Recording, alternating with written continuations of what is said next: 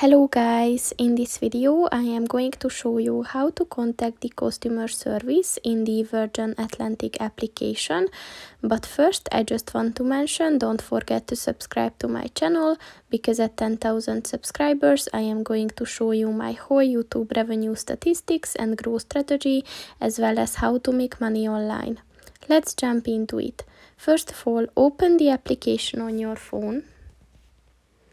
And then click on the More button at the bottom of the page on the right. And then click on the Contact Us button. So as you can see, you can contact them through Twitter. And there are two contact options. One is for the UK and the other one is the USA. And they both have a different phone number that you can call. But if you want, you can click on the More Contact Options button.